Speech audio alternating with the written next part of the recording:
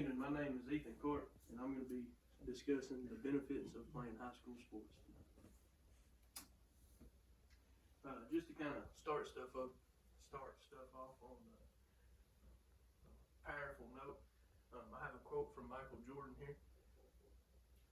It says, "Talent wins games, but teamwork and intelligence wins championships." We're going to come back to Michael Jordan here. So first off, I'm going to discuss on how people usually get started playing sports. Second, I'm going to discuss how sports can teach you valuable lessons and give a couple of examples. And then third, I'll speak on how someone that is around sports a lot, whether it be coaching, playing, stuff like that, how they can put an influence into a community. Here I have a list of common high school sports. So we have football, baseball, basketball, softball, track, and soccer.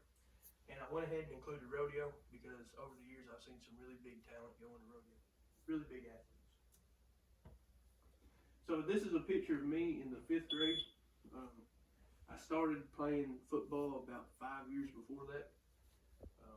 Going into kindergarten, I actually started playing little young, but this is when I played Pee Wee football. It was a pretty interesting time in football, I think, because this was still when kids could go out and play, 8 ball games in one day and nobody would say anything.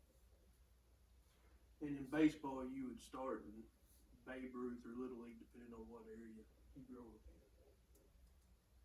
in. This is some of the lessons I have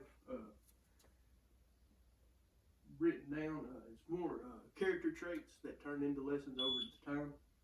So starting off, we have self-confidence, and this is the definition of self-confidence is confidence in oneself and in one's power and ability. This is probably the most important that I've seen over the years, because when a kid starts out, and especially in a football type sense, this is one of those things that most people aren't really self-confident starting out. And so over time, when they progress abilities like being able to make good blocks, make good tackles, stuff like that, being big in the weight room, it kind of lets themselves feel a little bigger in the world, and they have better self-confidence. Reliability, the quality or state of being reliable. This is one of those things that's pretty neat because playing a guard on the offensive line, I didn't want to be having to worry about if the kid beside me was going to pick up a block like he should be doing. And also if a quarterback was throwing a good ball, running back was taking the handoff, stuff like that. Perseverance, this is probably my favorite word and definition out of the group. Continued effort to do something or achieve something, no matter the difficulties, the option of failure, or the opposition you face doing it. I've played a lot of great people over the years, and no matter what, if somebody, hit me and knocked me on my rear end, I was going to get up and try to knock them off the field. That was my mindset. That's why I did a bunch of the things that I did. And last, we have brotherhood, the quality or state of being brothers. The definition, I don't think, really gives it justice. Besides being in the military, I've heard people say that you get the most accurate form of that. The most accurate form of brotherhood by playing football with each other. This is a thing that you have to rely on so many other people, not only yourself. A good way to think about it is there's 10 other people on the field at one time beside yourself. So you always have to rely on other people. So here we have the effect on other people, moving into my third topic. Starting out, we have players that go pro and become idols to many. Like I was saying, Michael Jordan,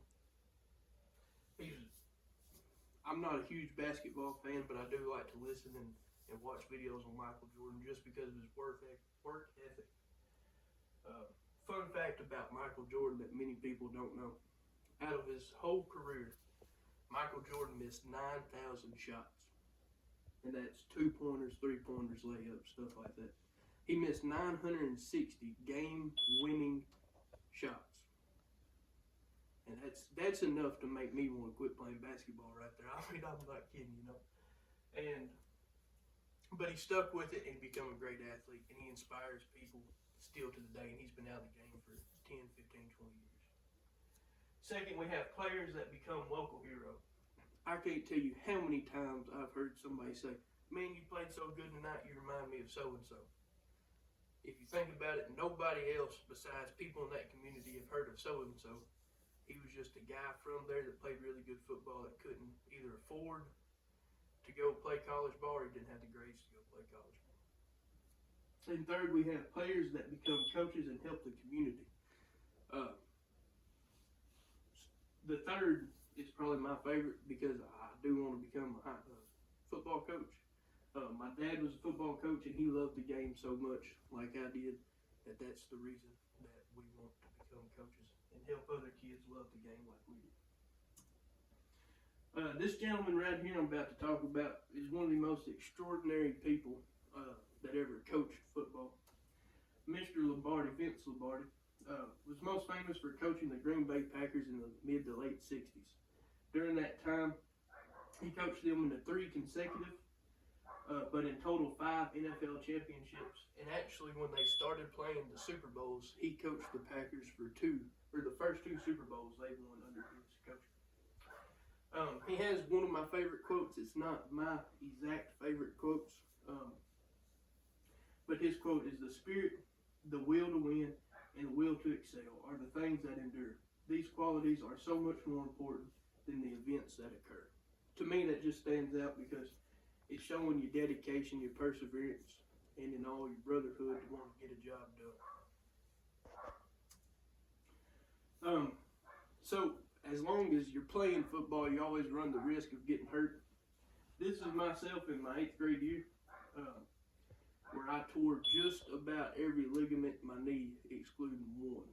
I had to went under a 4-hour surgery and even have a donor ACL ligament in my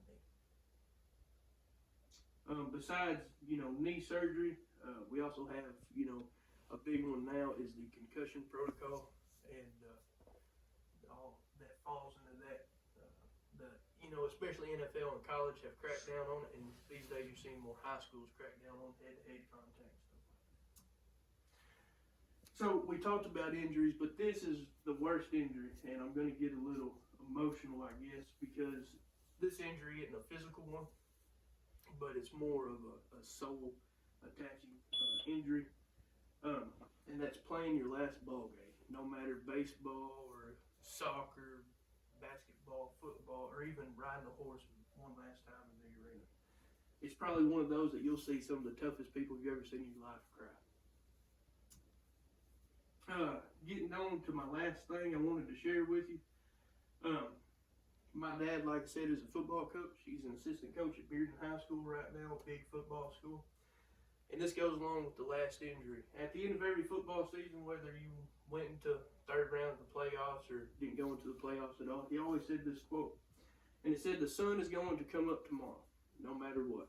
And if it doesn't, playing your last football game shouldn't be the only thing you worry about." So, here's my works cited page.